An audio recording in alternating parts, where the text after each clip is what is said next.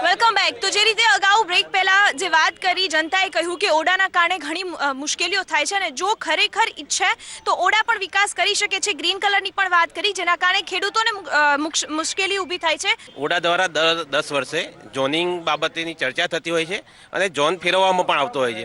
એના જે વાંધા સૂચન છે કે ગ્રીન ઝોન એટલે કે એગ્રીકલ્ચર ઝોન, એગ્રીકલ્ચર ઝોનમાં વિકાસના કામોમાં ફેક્ટરી કે કોમર્શિયલ થતું નથી એવી રજૂઆત છે અને એ લોકોએ જ્યાં TP1 TP2 ફાઇનલ થશે અને જ્યાં જ ગ્રીન ઝોન કાઢવા જેવો હશે ત્યાં કાઢવાના વાધા સૂચન લઈ લીધા છે. ટૂંક જ સમયમાં 10 વર્ષ થઈ ગયા છે, એ બાબતને ધ્યાનમાં રાખી એ લોકો ફેરફારને આધીન પ્રક્રિયા ચાલુ કરી દીધી છે. મૂળ વાત આપણે ઓડાની વાત કરી. ઓડા કેટલા વખતથી છે અને મારે તો આપને એવું કહ્યું છે કે છેલ્લા 25 વર્ષથી ભારતીય જનતા પાર્ટીની સરકાર ગુજરાતમાં હોય તો હજુ આપણે વિકાસની વાત કરવી પડે. અમારા માટે એક દુઃખદ બાબત છે. બીજી વાત છે કે જો ઓડા જે મને જે વાત કરી કે 40% એક્વાયર કરે છે, પોતે ઓડા લઈ લે છે જમીન, તો એની સામે અમને કોઈ ઇન્ફ્રાસ્ટ્રક્ચર શું છે, કોઈ ફેસિલિટી શું હોય છે? જો આઉટસ્કર્ટ્સના અમદાવાદના આઉટસ્કર્ટ્સમાં જો ઓરડા હોય ને આમ અમદાવાદ હોય, દરેક આજુબાજુના વિસ્તાર જે પેલી બાજુનો સાણંદ ને સાણંદ વિસ્તાર એટલો ડેવલપ થયો તો અહીં કેમ નથી થયું? અને આટલા 25 વર્ષથી અમને આ સવાલ આપને પૂછવો પડે છે. અમારા માટે ગંભીર બને દુઃખદ બાબત છે. બીજી એક વાત કરું કે ઓરડા એકલું માત્ર એ નથી, આ તાલુકામાં ઘણા બધા પ્રશ્નો છે. ત્યાં ટૂંકમાં એમ્પ્લોયમેન્ટનો પ્રશ્ન, રોજગારનો પ્રશ્ન છે, પાણીના પ્રશ્નો છે, ખેતીના પ્રશ્ન છે, બિયારણના પ્રશ્નો છે.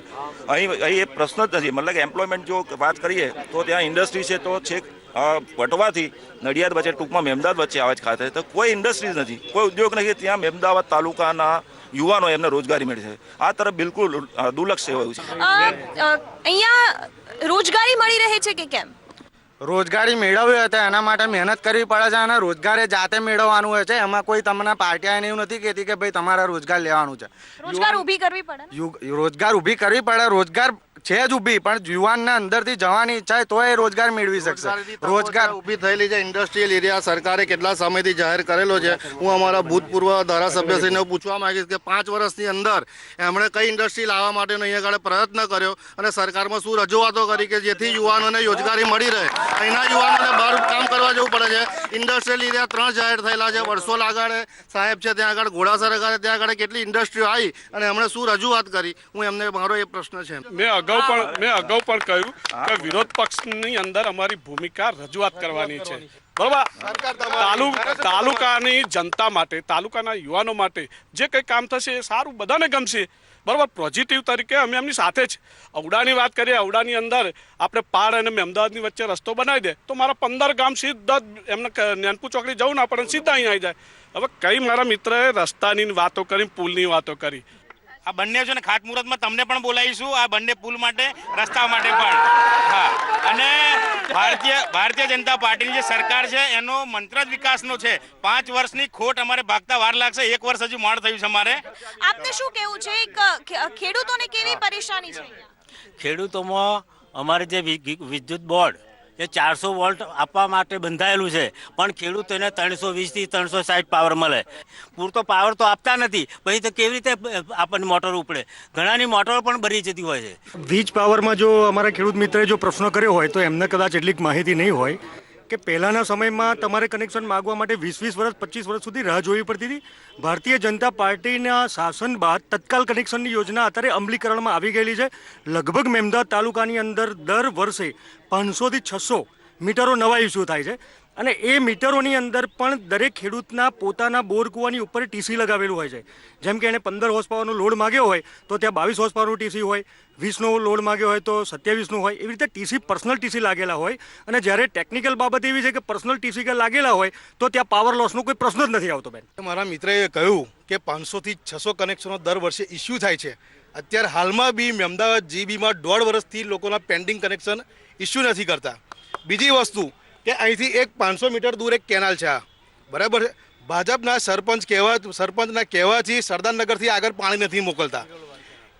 સરપંચ ધમકી આપે જો પાણી હશે તમે કેનાલ તોડી નાખીશું. પહેલા પીવાનું પાણી, પછી અને કુદરતી. કોંગ્રેસ કે ભાજપની સરકાર હોય એનો નીતિ સરપંચો ધમકી આપે છે પાણી આપવા માટે. ધમકી આપે તો મને નામ જો કે તો એની પર ફરિયાદ કરું. અને બીજું અત્યારે પણ જુઓ પાણી ચાલુ છે. આરોગ્યની દ્રષ્ટિએ અહીંયા ભાજપે કેવી સુવિધાઓ કરી છે? આરોગ્ય માટે બેન અહીં ગાડી ડોક્ટર બેચ છે, ફિઝિશિયન છે નથી અને અહીં ડિલિવરીના પ્રોબ્લેમ બી ઘણા છે. માધ્યમિક સુવિધા મળે છે. એમનો CSC છે, તાલુકાનું મહિનું મથક છે, બધું તે સુવિધા પૂરું મથક. ડોક્ટર જોઈએ, CSC દવાખાનું છે અમદાવાદમાં, પણ એમડી ફિઝિશિયન ડોક્ટર કોઈ નથી.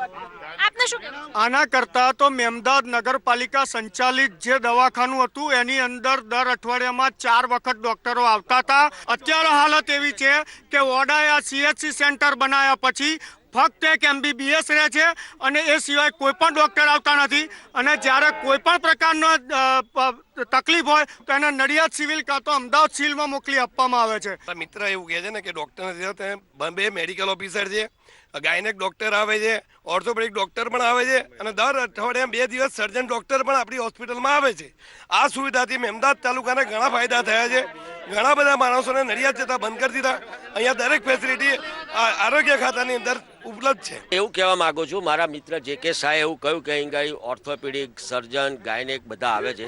એ વાત સાચી છે, એ વાત તદ્દન સાચી છે.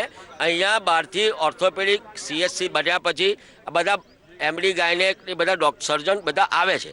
પરંતુ મારો સવાલ એ છે, એમને જઈને એટલું પૂછો કે તમે અહીંયા કેટલા ઓપરેશન કર્યા. મેડમ, હું કહેવા માગું છું, દર્દી જોઈને હું એમ કહું તું નડિયાદ આવી જા, એ વસ્તુ જુદી છે. ત્યાં આગળ પૈસા થાય, પછી તમારું આધાર કાર્ડ કે પેલું જે કંઈ કાર્ડ હોય, મા કાર્ડ કે એ ઘસાઈ જાય, એ ઘસાઈ જાય. મારી વાત સાંભળો, ત્યાં આગળ ડૉક્ટરો ગરીબ માણસને અંગેની ખબર નથી પડતી કે આ કેટલા પૈસામાં મારું ઓપરેશન થયું. બરાબર. હવે એપેન્ડિક્સ જેવું ઓપરેશન 5-10 હજારમાં થતું હોય એના 25 થી 30 હજાર લેવાઈ જાય.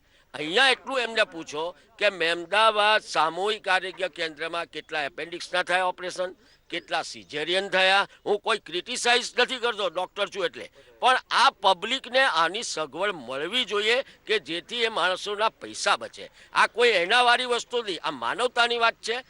માન્ય ધારાસભ્ય છે, આ અંગે રસ દાખવી અને ઓપરેશનો અહીં થાય એ માટે ધ્યાન આપવું. તો ધારાસભ્યને સીધો સવાલ કર્યો છે અને અનેક એવી યોજનાઓ છે જેમાં પૈસા ખંખેરવામાં આવે છે એવું કહ્યું છે.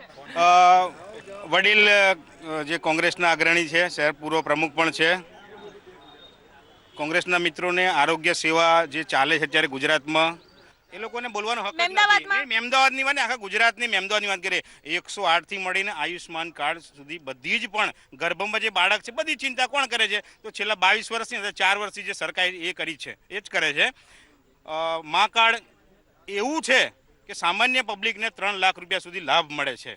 બીજું, દરેક સરકારી હોસ્પિટલોમાં થોડી શોર્ટેજ છે, પણ આવનારા સમયમાં એ પૂરો સ્ટાફ થશે. આપણે ખેડૂતોના ટેકાના ભાવ મોજ્યા સરકારે, બરાબર. સરકારના અભિગમ મુજબ લોકો ખેડૂતો સેન્ટર પર, કેન્દ્ર પર ડોંગરો લઈને ગયા તો ત્યાં આગળ શું કે તમારી ડોંગરમાં પોચ છે, આ છે, બરાબર, અને ડોંગર પાછી કાઢે અને 2-3 વાર ઉપણી લાયા, પણ એ ડોંગર ટેકાના ભાવે ના લીધી.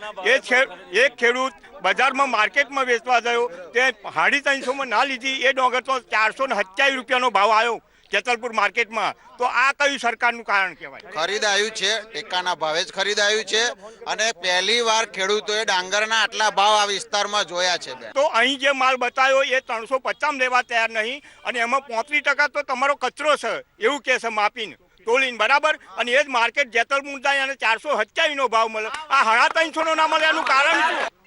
બેન, 1 વર્ષથી ધારાસભ્ય છું, પણ મારો અભ્યાસ એવું કહે છે કે ખેડૂત અને ગરીબ લોકો ઉપર રાજકારણ કરવું એકદમ સરળ છે. અત્યાર સુધી કોંગ્રેસે ખેડૂત માટે શું કર્યું? અત્યારે એ 0% લોનથી મળીને સ્કાય યોજના છે, હમણાં સોલર, ખેડૂત વીજળી વેચી શકશે. ટેકાના ભાવ છે, એને આરોગ્યની ચિંતા છે, બધી કોણ કરે છે? તો આ સરકાર કરી રહી છે. વિરોધ કરનારા કરશે, મોદી સાહેબ એમનું કામ કરશે. આપને શું લાગે છે કે જે રીતે સરકારની કામ કરી રહી છે? કોઈ નેતા 10 વખત 3 વખત લોકો ટ્રેક્ટરો પાછા લઈને આવ્યા અને એ માર્કેટમાં વેચવા ગયા છે જેતલપુર. એવું કહે છે કે કોંગ્રેસના ફોબિયામાંથી બહાર આવે.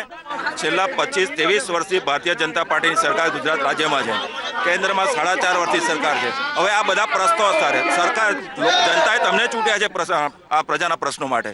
તો જે રીતે આ ખેડાના મહેમદાવાદ તાલુકાની જે પરિસ્થિતિ સામે આવી, અનેક સવાલો કર્યા, જવાબો દર વખતની જેમ આરોપ પ્રત્યારોપ થતા જોવા મળ્યા છે અને ખેડૂત અહીંયા પણ પીસાતો જોવા મળ્યો છે. આવી જ એક બીજી અન્ય બેઠક પર જઈશું અને જાણીશું ત્યાંના જનતાના સવાલો. હાલ મને રજા આપશો. નમસ્કાર.